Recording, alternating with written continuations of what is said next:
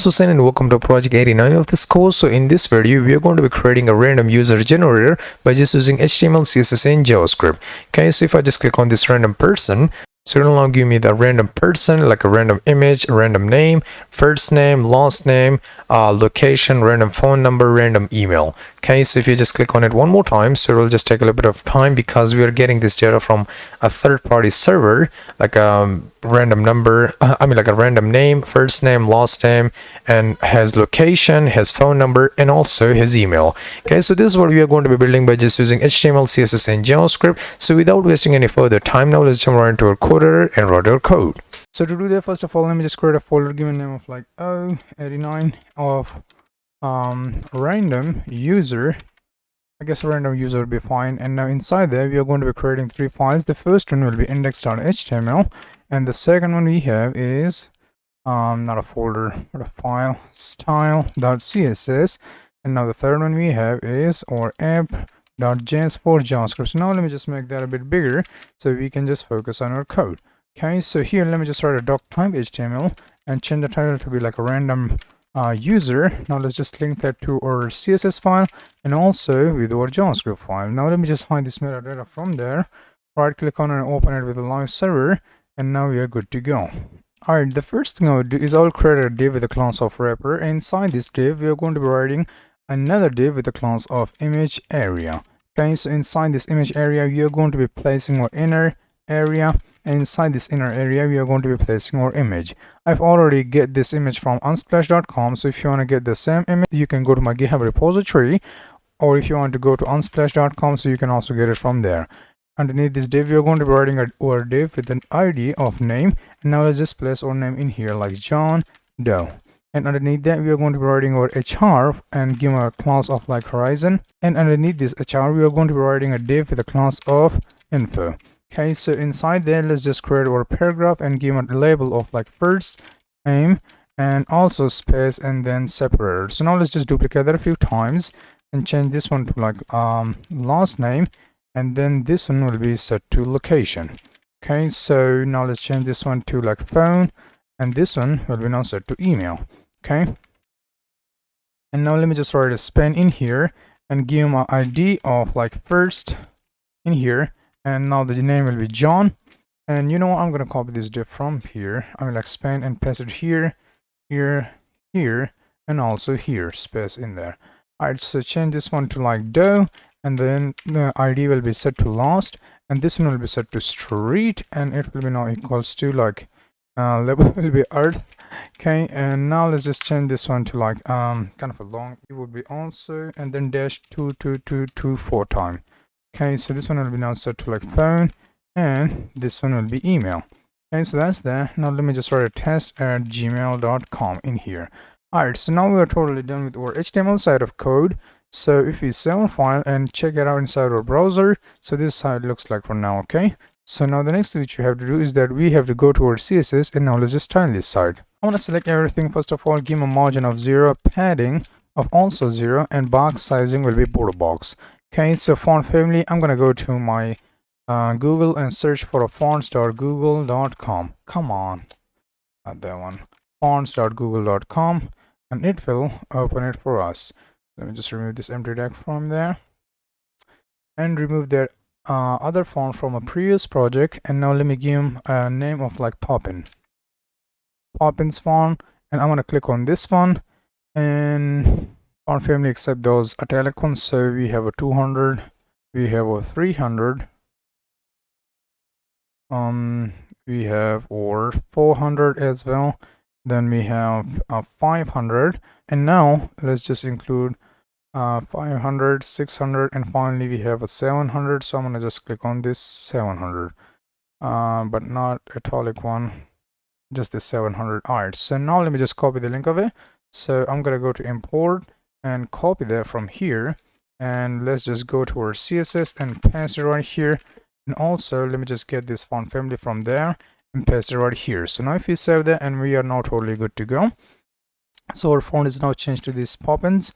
Alright, so now the next thing which we have to do is that we have to get into our body, and now let's just style our body. So we are going to be just writing a display of flags, align items will be center, justify corner will be center, And now let's just change the background color to be ECF0F3. Okay, and I'm gonna also give a min height of like 100 VH. So now if you save that, and this is how it looks like for now. Okay, so now the next thing which we have to do is that we have to get a wrapper container, and also wrapper container with the image area. So now let's just give a background of ECF0 and that kind of color, not this one, but yeah, this 3 one. And now let's give him a box shadow a little bit. So box shadow will be -3 pixel, -3 pixel, and 7 pixel, and then just write a totally white color in there. Then we want to write a 3 pixel, 3 pixel, 5 pixel, and then CECED1. Okay, so this kind of color. So now if you save that, and this is how it looks like. So now let's just make our image a bit smaller so that we can see our project. I'm gonna get my inner area, and now inside this inner area we have our image right here. So now let me give a height of like 100%, and also the width will be 100%, and the border radius I'm gonna give it like 50%, and object fit will be now set to totally covered. So if you save that, it's not perfectly centered. That's because we didn't provide our position of absolute. So now let's just get our wrapper. So wrapper, and now here we're going to be using a position of relative in here, and width will be like 350 pixels. And now let's just give a padding of like 30 pixels, and also border radius we would have is like 10 pixels, and display will be flex.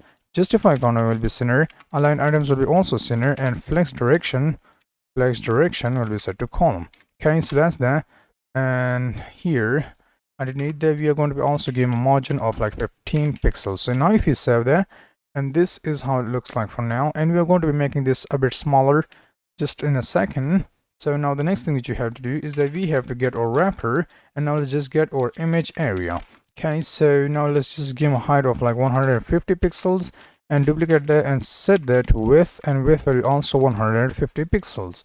Okay, so now let me give a border radius of like 50%, and display will be flex, and also we have a justify corner will be center, and align items will be also center. So now if we save that, and this is how it looks like for now. Okay, so that's that.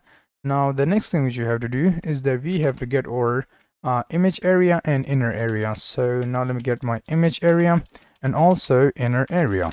Okay, so now let's just tile that a bit. So height I'm gonna give him is like calc 100% minus 25 pixels. Duplicate this line of code, and same will goes to width. And now let's just write our border radius, and it will be now set to 50%. So now if you save that, and this is looking cool, and this is now perfectly center. Alright, so now we are done with the image and this background component. So now let's just tile our whole image, like whole name right now. So let me get it first of all by writing our wrapper. Inside this wrapper now you want to get our name. So you want to provide a font size of like 23 pixels, and also font weight will be just like 500 pixels, and color will be now like 31344B. Okay, so this is going to be the color, and now let me give a margin of like 10 pixels, 0, 5 pixel, and 0. Save it, and now this is how it looks like from now. Okay, so underneath that we are going to be, now let's just tile our button. So you know what, I'm gonna cut this from here, and I'm gonna paste it underneath this image area like so. Or you know what, it should be underneath this inner area, and I'm gonna paste it. It doesn't even matter, but I just kind of want to make things easier for other developers. Now let me just get my wrapper and get our button, and now let's just tile that a bit. So position will be totally relative, and width I'm gonna give is like 150 pixel. Border will be set to none, outline will be none as well, and then we have a padding, 5 pixel padding. Now let me give my color of like 313 and 44B. Okay, we should have make wouldn't it be better if we create a variable for that? You know what, I'm gonna leave it for now. If you want to create a variable for that, so you can also do that, but in my case I'm gonna just go with like that.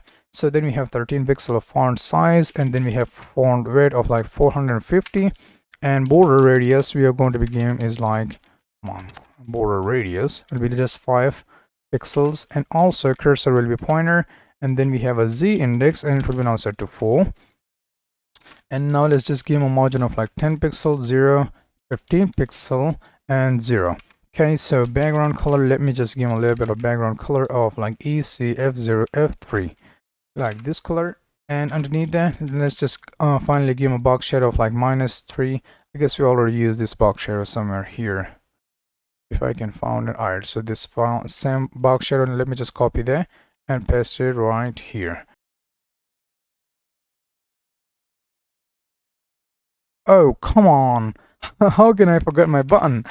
Alright, so now let me just write that button with the ID of btn, and it will just say like random person. So 7, and here is our button right here, finally. Alright, now let's just tile or this HR for now. So I'm gonna just copy that, and I'm gonna paste it right here. And you know what, I'm gonna first of all set our wrapper, and then the horizon or horizon kind of name. And now width will be like 330 pixels, and also height will be 2 pixels, and border width will be just set to 0. Okay, so background E4, E4, E4 4 time, not 4 but 3 time. Now let me just give a margin of like 10 pixel, 0 pixel, 5 pixel, and 0. So now if you save that, so here you can see we have this horizontal line right here. And now let's just get our wrapper and our info. Okay, so now let's just change the color of it to like 444 3 times, and then we have 76A, and then we have a font size of 14 pixels, and also the font weight of 500 pixel, not pixel but just a 500. And also we have is like 313, and then 44B, and text align will be now totally set to left. Okay, so now let's just write our info and select our paragraph, and now let's just write a margin bottom of 20 pixels. So now if we save that, and now everything is working the way we expect him to work. Alright, so now we are totally done with CSS and also with HTML. So now let's jump right into a JavaScript and provide our interactivity to the site. Alright, the first thing I would do is I'll just get my button by using get element by ID of btn. Okay, so now let's just attach our event listener on this button. So whenever we click on this button, we want to call this function. Okay, so inside this function, we want to call another function which is known as get person, which we are going to be creating just in a second. And here we are going to be passing our get data. Okay, so let me just create this function first of all. Get get function get person. Inside there we are going to be passing our callback function in there.